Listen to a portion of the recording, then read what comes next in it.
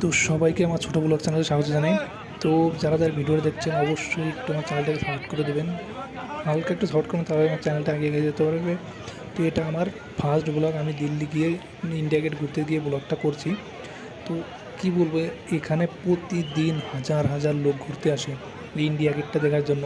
আর এই এরিয়াটা এতটা বড়, আপনাদের কী বলবো। আর এখান থেকে 1 কিলোমিটার দূরে একটা জায়গা আছে এত সুন্দর দেখতে, আপনাদের সেটা পরে বলছি। আগে গেটটা দেখে নিন।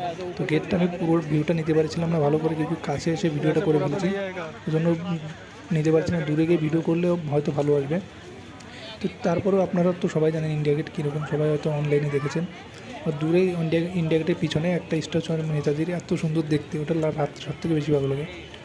আর এখান থেকে বাঁ দিকে এগিয়ে গিয়ে একটা জায়গা আছে, আপনাদের দেখাচ্ছি দাঁড়ান। ওখানে জলের ভিতরে একটা ঝর্ণা, মানে ওটাকে কী বলে আমি আসলে জানি না সঠিক নাম। খুব সুন্দর লাগে দেখুন, এটা এটা রাত্রে সব থেকে বেশি সুন্দর লাগে। তো আমি এটাকে লাইট কম বেশি করে আপনাদের দেখিয়ে দেবো কেমন লাগে। তারপর মোবাইল দিয়ে ভিডিও করে যতটা ভালো আসবেও না, মোবাইলের আর কতটা ভিডিও ভালো আসবে। যদি ডিএসএলআর হতো তাহলে ভালো আসতো। তো এখানে আমি একা একা ঘুরতে আসিনি, আমার সাথে পিসিমা আছে, দাদা আছে, একটা ভাই আছে, তাদের সঙ্গে এসেছি ঘুরতে। তো যাই হোক, আমি এখানে আসার আগে অনেক জায়গায় ঘুরে আসছি, কিন্তু ওই ভিডিওগুলো আমি বানাতে পারিনি। তাই এখানে এসে ভিডিওটা বানাচ্ছি। ফার্স্টে তো আমার চ্যানেলের এইটাই প্রথম ভিডিও, ফার্স্ট আমি এই মোবাইল দিয়ে ভিডিওটা করছি।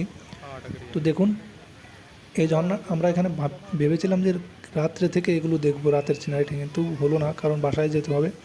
তো আমরা 7টার দিকে বেরিয়ে যাব, কারণ বাসায় যেতে যেতে 10টা 11টা বেজে যাবে, আর অত রাতে বাসও চলে না।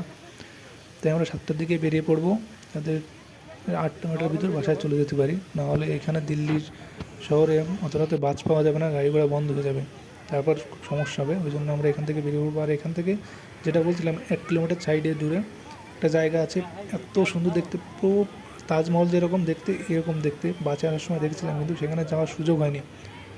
ওটা ছেড়ে আমরা, এটা মেন উদ্দেশ্য ছিল আমাদের এটাই দেখা, ইন্ডিয়া গেটটা দেখার জন্য আমরা ইন্ডিয়া গেটটা দেখতে আসছি। ওইটা দেখতে যাইনি, এটা দেখেই আমরা বাসায় চলে আসবো। তো আর এইদিকে আমরা ঘুরতেই যাইনি।